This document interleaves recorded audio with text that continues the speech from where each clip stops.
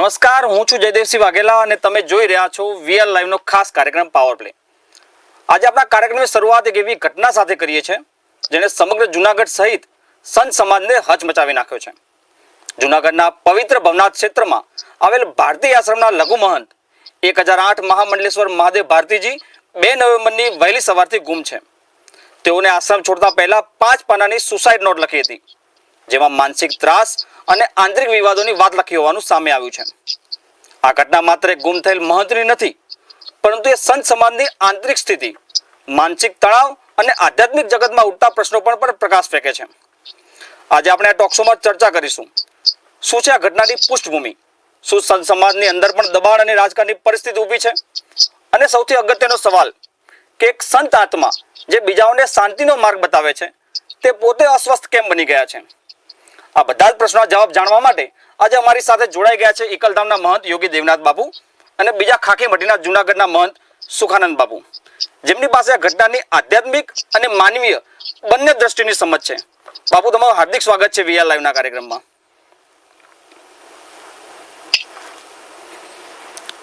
સુખાનંદ બાપુ, મારે સૌથી શરૂઆત આપનાથી કરવી છે. મહાદેવ ભારતી બાપુ ગુમ થયાની ઘટના સામે આવ્યા બાદ સંત સમાજમાં ભારે ઉબાળો મચી ગયો છે. ત્યારે તમને સવાલ કરવા માંગીશ કે તમે આ સમાચાર સાંભળીને વ્યક્તિગત રીતે કેવી રીતે પ્રતિસાદ આપ્યો હતો? આપનો પહેલો વિચાર આપને શું આવ્યો હતો? પહેલો વિચાર તો મને એવું જ આવ્યું હતું, કારણ કે થોડા 3-4 મહિના પહેલા એમના ઓડિયો ક્લિપ વાયરલ થયું હતું અને એ થોડી ઘટના એને પહેલા અમને ઘટના બાબતમાં વાત પણ કરી હતી. અને લોકો અત્યારે કોઈ રેકોર્ડિંગ કરી લે પછી કંઈક ને કંઈક માધ્યમથી બદનામ કરે, એટલે બહુ અંદરથી એક વેદના થઈ હતી કે અત્યારે સંત સમાજને પણ લોકો બદનામ કરવામાં કઈ બાકી રાખતા નથી. સંત સમાજમાં તો અનેક પ્રકારના લોકો જોડાયેલા હોય, જેમને અમે ક્યારેય જોયા પણ ના હોય એવા વ્યક્તિ પણ જોડાયેલા હોય છે. અને કંઈક ને કંઈક કટકા કરીને આવી રીતે જોડી દેતા હોય અને જોડીને પછી ઓડિયો ને બધું મેસેજ વાયરલ કરતા હોય. એટલે બહુ અંદરથી વેદના, બહુ દુઃખ થયું હતું આ સાંભળીને કે આ જે કંઈક થયું એ બહુ ખોટું થયું છે. જી દેવનાથ બાપુ, આપની પાસે આપવા માંગીશ. બાપુ, મારે આપની ઘટના પર પહેલી પ્રતિક્રિયા જોઈએ છે. આપ શું કહેશો? કોઈ ધાર્મિક સંસ્થાઓમાં આ પ્રકારની ઘટના ઘટી રહી છે ત્યારે? જયદેવસિંહ, પહેલી વાત એ છે કે સંપત્તિ નાના કુપત્તિ, જ્યાં સંપત્તિનો ઘણો બધો એકત્રિત થઈ જતી હોય છે, ત્યાં ઘણો બધો ધર્મને લગતો નો આઉટસાઇડ નો આવી જતો હોય છે. મારો માનવું છે કે કોઈ બી ચીજનો પાયો પછી આગળ ચાલે ને એવું બધો થતું હોય છે. દુઃખની વાત છે કે જે ધર્મના રક્ષક છે, ધર્મ ધારણ કરેલો છે અને જે ધર્મના માર્ગે ચલાવવા વાળા લોકો છે, જ્યારે એને સાથે એવી ઘટના ઘટે છે ત્યારે એ દુઃખની વાત છે. પણ મને એવું લાગે છે કે જ્યાં સંપત્તિ ઘણી બધી એકત્રિત થઈ જતી હોય છે, ત્યારે આવા ઘટનાઓ બનતી હોય છે અને ત્યારે અમુક લોકો પણ એમાં જોડાઈ જતા હોય છે. એને ધર્મ, અર્થ, મોક્ષ, કામથી કોઈ લેવો દેવો ન હોય. એ પોતાનું વ્યક્તિગત જીવન જીવવા માટે, પોતાની સગવડો કરવા માટે, અથવા તો આજની તારીખમાં સોશિયલ મીડિયા જે છે એને ઉપયોગ કરીને બ્લેકમેલિંગ કરી અને આવી રીતે કરવો. એટલે આ સાધુ સમાજ માટે તો નિંદનીય છે, દુઃખદ પણ છે. અને સાથે સાથે દરેક સનાતન ધર્મને જો માને છે એને માટે પણ એક આઘાત રૂપી છે. કેમ કે જે સંતો છે એ ધર્મનો ઉપદેશ આપે છે, ધર્મની રક્ષા માટે કામ કરતા હોય છે, સમાજને ધર્મ માટે આવાહિત કરતા હોય છે, એને સાથે જયારે આવી ઘટના ઘટે એ બહુ જ દુઃખદ હોય છે. હું ઈશ્વરને પ્રાર્થના કરું છું કે જે મહાદેવ ભારતી સુરક્ષિત પાછા આવે અને એનો કોઈ બી રસ્તો નીકળવો જોઈએ.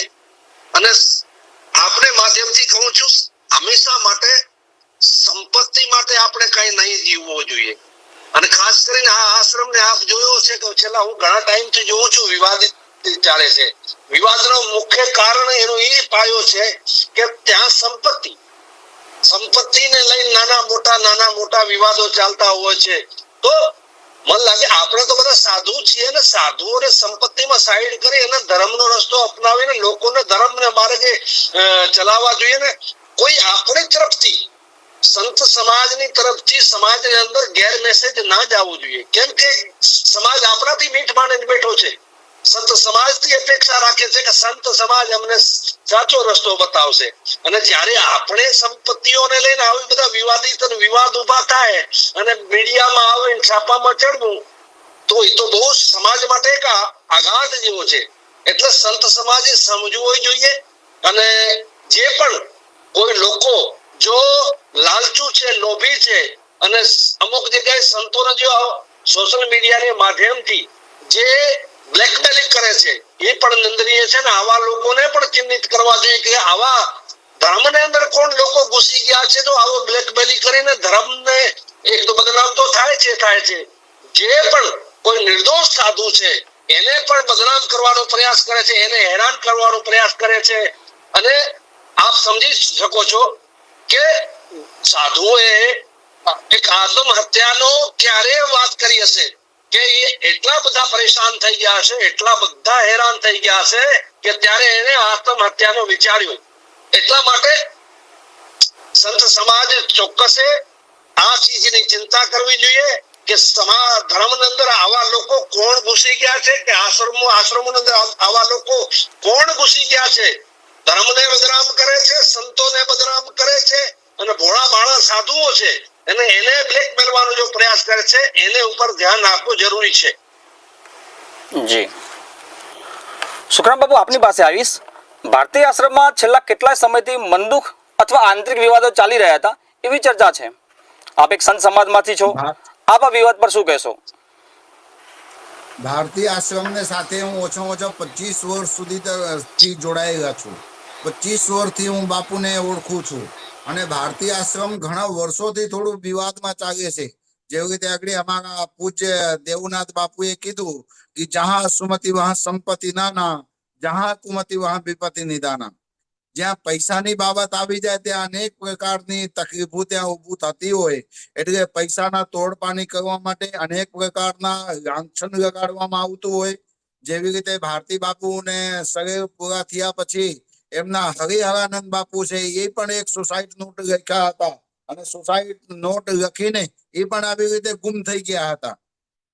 પછી એમને ખાતું એક બહારથી ગોતી એવી જ રીતે મહાદેવ ભારતી બાપુને પણ આવી જ રીતે સેમ કઈક ના કઈક કૃત્યને પાછળ ફસાવવામાં આવે છે.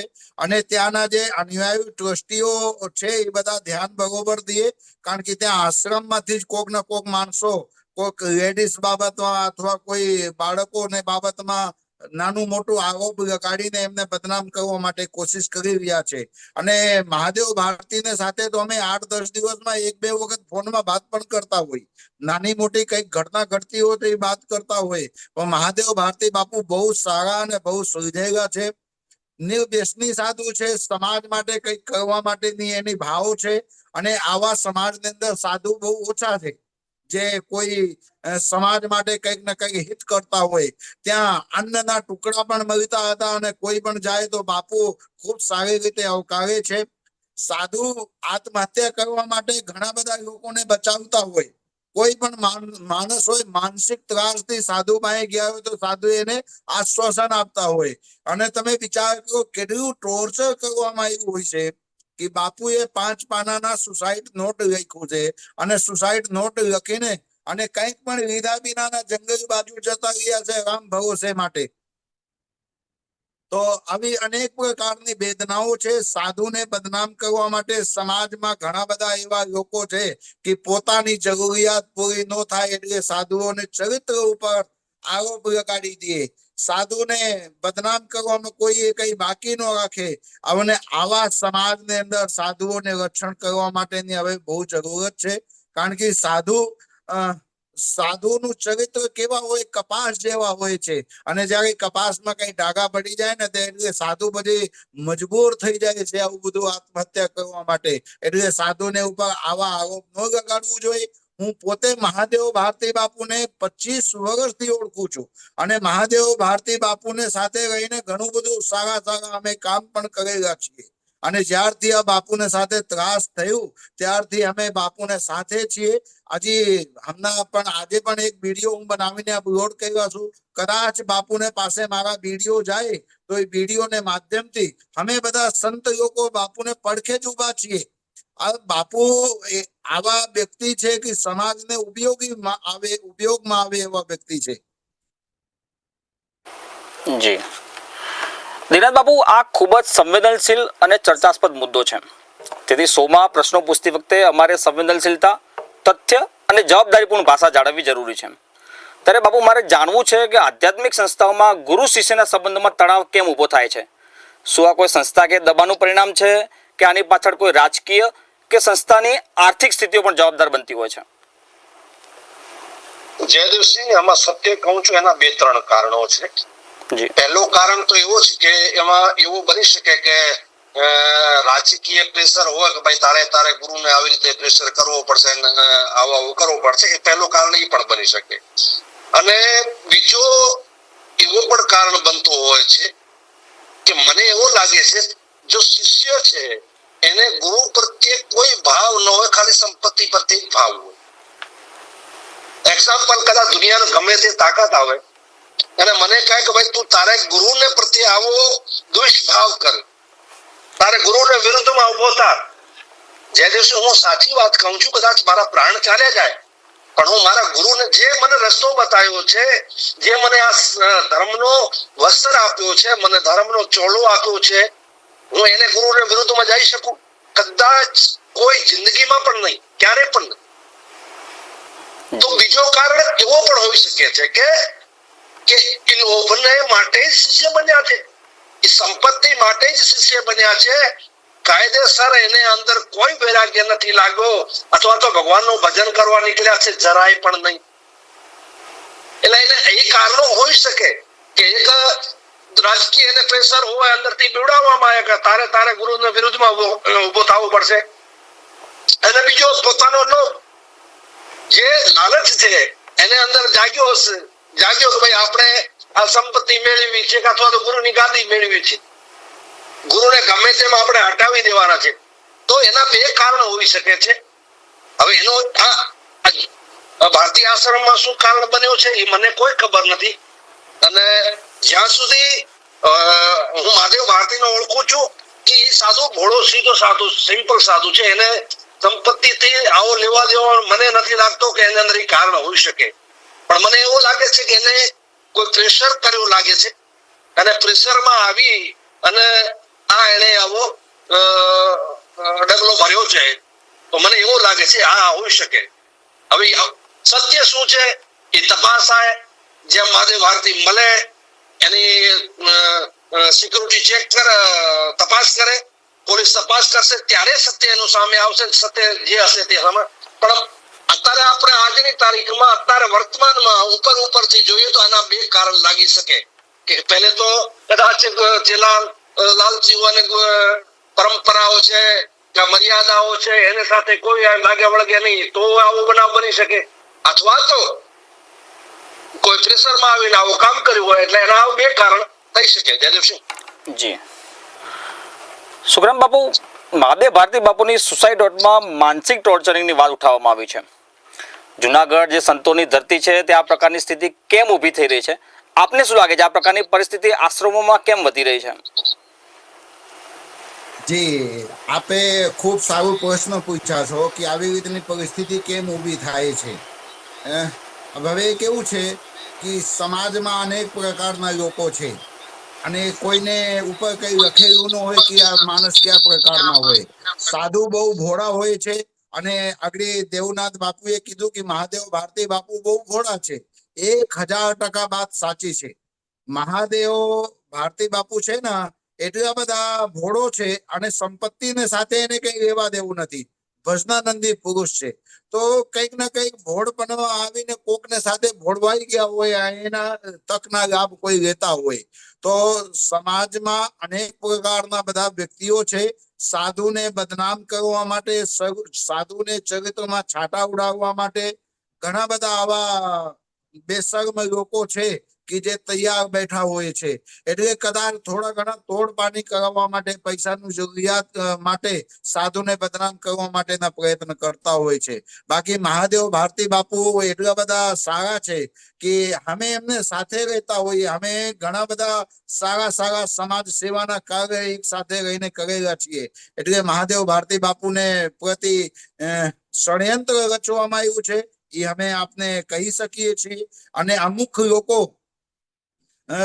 આશ્રમને બદનામ કરવા માટે પણ આવા બધા જે સાધુને ઉપર ચરિત્ર ઉપર કીચડ ઉઠાડતા હોય છે. અને ભેગા મોડું પાછળ આવશે. આ ષડયંત્ર જે પણ કોઈ રચ્યા છે એ મહાદેવ ભારતી બાપુને ત્યાંથી કાઢવા માટે અને મહાદેવ ભારતી બાપુને સુસાઇડ કરવા માટે જે કોઈએ મજબૂર કર્યા છે એ આશ્રમને પચાવી પાડવા માટેના ષડયંત્ર હોઈ શકે છે. આવી શંકા સાધુ સમાજની અંદર છે. અને ઈ કોણ કરી રહ્યા છે એને પાછળના વ્યક્તિઓ પણ ઘણા બધા છે. અત્યારે હું આપને સાથે બહુ શેર ના કરી શકું, કારણ કે મારી તો એક લિમિટ છે. લિમિટને બહાર હું ન જઈ શકું, પણ આવી શંકાઓ અંદર છે ખરી. જી દેવનાથ બાપુ, મારે તમારી પાસેથી જાણવું છે, પોલીસ અને વહીવટી તંત્રની શોધખોળની કામગીરી પોલીસ અને વહીવટી તંત્ર કરી રહ્યું છે, એના મામલે આપ શું કહેશો? અને મારો બીજો સવાલ એ પણ છે કે શું આ ઘટનાથી સંત સમાજની વિશ્વસનીયતાને ધક્કો લાગી શકે છે?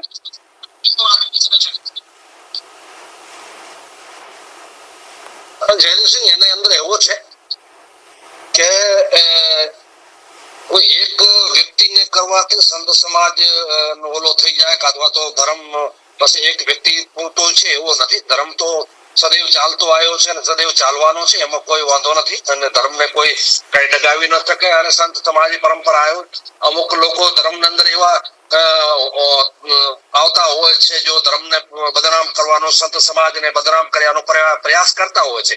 એનાથી કોઈ બદનામ નથી. હા, ચોક્કસ એકવાર સમાજને ધક્કો લાગતો હોય છે, સમાજની અંદર જો શ્રદ્ધા હોય છે, શ્રદ્ધાને ઠેસ પહોંચતી હોય છે, એવું ચોક્કસ બનતું. પણ મને નથી લાગતો કે આ ઘટનાથી સંત સમાજ જો આપણે પોતાનું કાર્ય કરી રહ્યું છે, ધર્મને પથે ચાલી રહ્યો છે, ધર્મને ચલાવી રહ્યો છે, સંસારને ધર્મની રાહ બતાવી રહ્યું છે, એમાંથી વિચલિત થશે અને પાછો હટશે મને નથી લાગ્યું.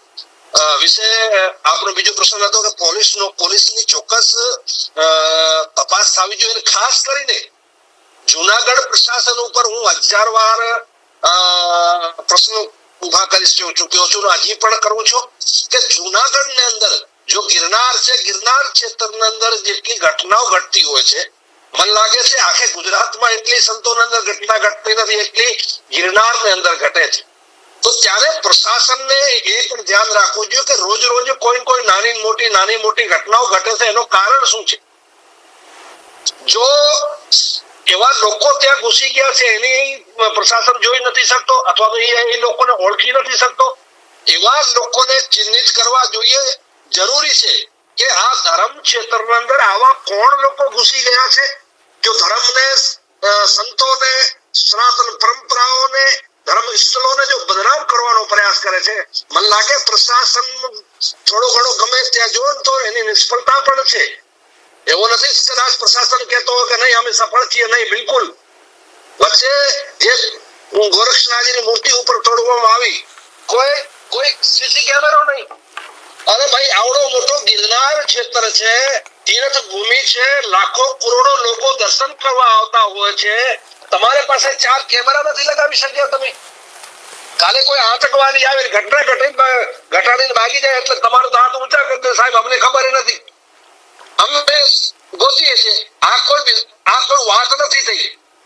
અને એવી વાત કરે તમે છૂટી જાઓ, એ છૂટી ન શકો. તમારી એક જવાબદારી બને છે ત્યાંને લો અને ઓર્ડર ને ત્યાં કોઈ એવી પ્રવૃત્તિ ના થવી જોઈએ, કોઈ આવી હરકત ના થવી જોઈએ. ધર્મ ક્ષેત્ર છે, સમગ્ર ભારતના લોકો ત્યાં દર્શન કરવા આવતા હોય છે, તો પ્રશાસનની શું જવાબદારી છે? પ્રશાસન શેના માટે બેઠો છે? ત્યાં ઓફિસરો પૈસા પગાર લે છે, સરકારના અધિકારીઓ પૈસા પગાર લે છે, કોના છે? પબ્લિક ટેક્સ પેરના પૈસા છે. તો તમે મોટા મોટા પગારો લઈ લેશો તો તમારી કામગીરી છે એ તો તમે કરો. ભાઈ આવડો મોટો ગિરનાર ક્ષેત્ર છે તો તમારી જવાબદારી શું? ત્યાં પ્રશાસનની કોઈ જવાબદારી નથી. ફિલ્મી જેવો કામકાજ તમારો. ફિલ્મી ફિલ્મોમાં કોઈ ઘટના ઘટી જતી હોય પછી ત્યાં પોલીસ પહોંચતી હોય છે, તો ગિરનાર પ્રશાસનનો એવો જ કામ છે, જુનાગઢ પ્રશાસનનો એવો જ કામ છે. કોઈ ઘટના ઘટી જાય પછી ઊંચા નીચા થતા હોય છે, તાળાફોડી કરતા હોય છે, તોડી નાખશો, મારી નાખશો, ફાડી નાખશો. અરે ભાઈ ઘટના ઘટી ગઈ પછી શું તમે એના પહેલે તમે શું પાણી આવે એના પહેલાથી પાળ બાંધવી પડે. પાણી આવે પછી તમે પાળ બાંધવા જાઓ તો એ કોઈ દિવસ મેલ નહીં પડે, એ કોઈ દિવસ સંભવ નથી. તો એમાં 100% જયદેવસિંહ હું કહું છું કે ગિરનાર જુનાગઢ પ્રશાસન ફેલિયર છે. એનો મોટો ફેલિયર છે કે વારે વારે જુનાગઢની અંદર ઘટનાઓ ઘટતી હોય છે તો તમારી પાસે કોઈ એને રોકવાનો રસ્તો નથી, તમારી પાસે કોઈ રોકવાનું સાધન નથી. આવડો મોટો ભૂમિ ક્ષેત્ર છે એટલે પ્રશાસન હું ચોક્કસ ફેલિયર માનું છું. જયદેવસિંહ જી સુખરામ બાપુ, સંત સમાજમાં માનસિક દબાણ, ઈર્ષા અને રાજકારણ વધી રહ્યું છે એવી ધારણા લોકોમાં છે. આપના માટે આમાં કઈ સત્ય છે? શું ધાર્મિક સંસ્થાનોમાં હવે રાજકારણ ઘૂસી ગયું છે? આપ શું માનો છો? હવે પ્રભુ કેવું છે કે હવે આશ્રમને બધા આશ્રમોને ટાર્ગેટ કરવામાં આવે છે, સાધુઓને બધાને ટાર્ગેટ કરવામાં આવે છે. સાધુઓને અત્યારે આમ પાડી દેવાની વાતો આવે છે, કારણ કે હવેના જે સમાજમાં લોકો છે નેગેટિવિટી વધારે આવી છે. એટલે સાધુ સમાજની અંદર અનેક પ્રકારના વિકૃતિઓના માણસો અંદર આવી જતા હોય કે આ લોકો સાધુનું કંઈક સારું જોઈ શકતા ના હોય.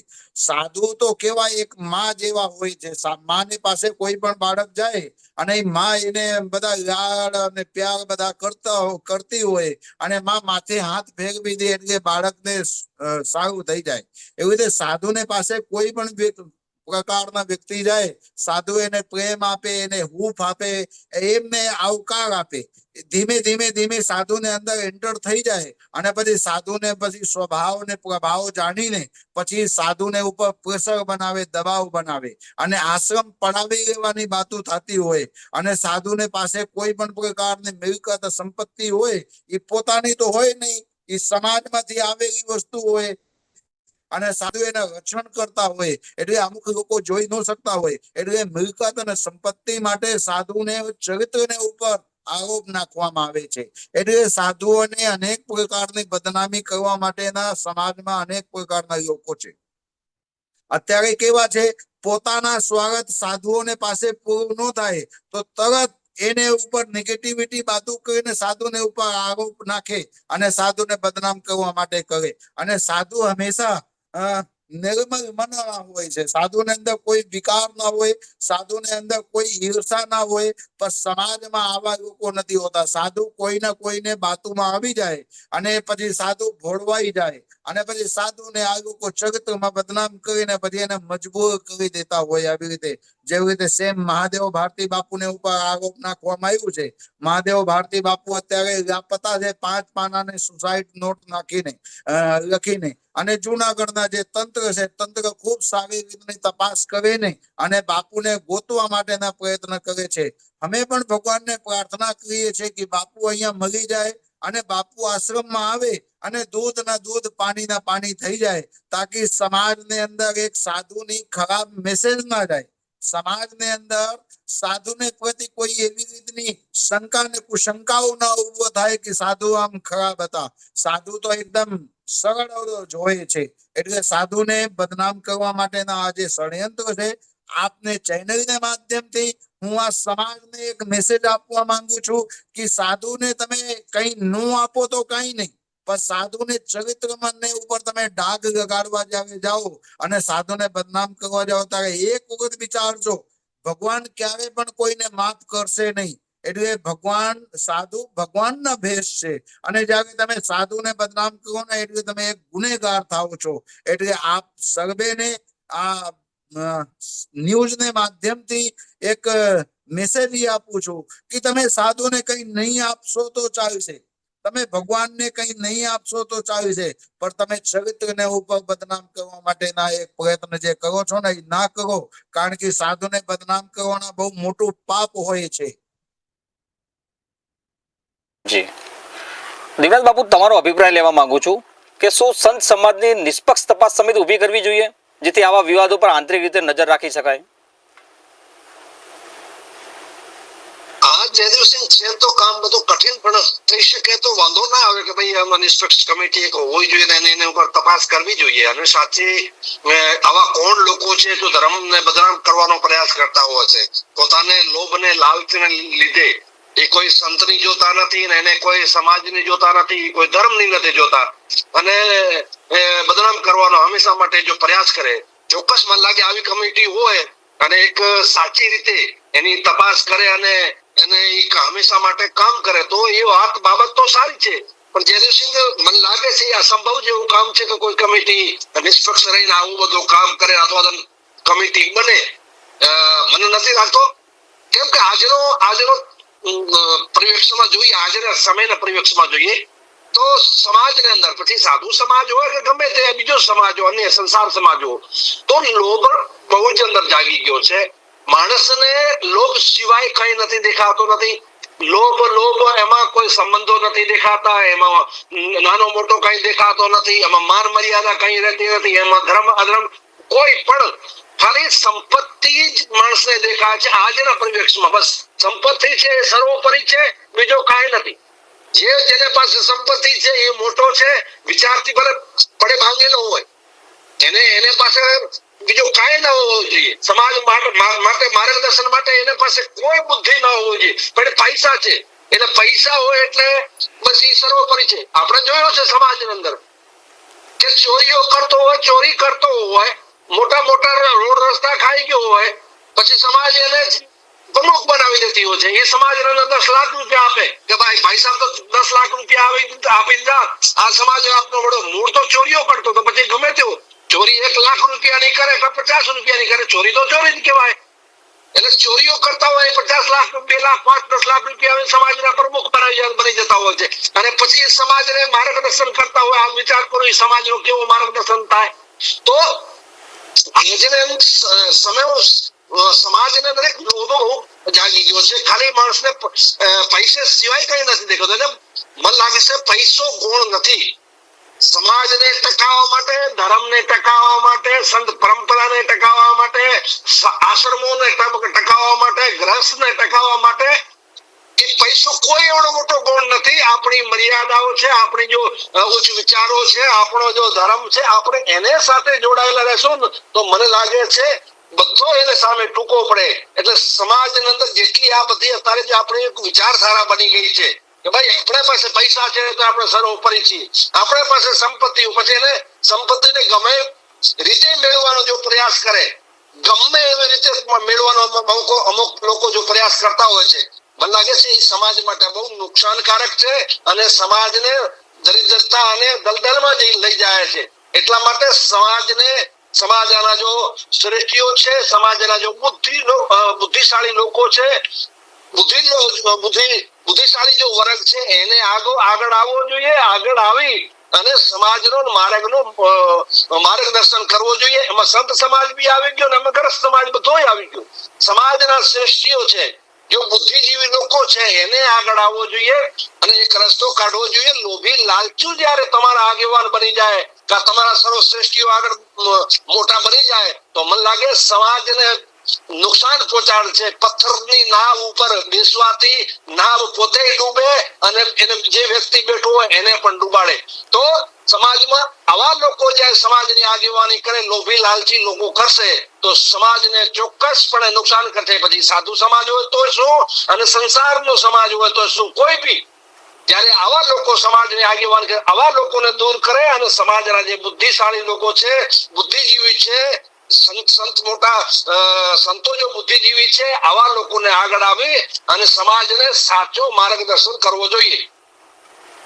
જી, આપ બંને મહંત અમારી સાથે જોડાયા, આટલો સમય આપ્યો, ચર્ચાને સુખદ અંત આપ્યો. મને આપશો રજા દર્શક મિત્રો. નમસ્કાર.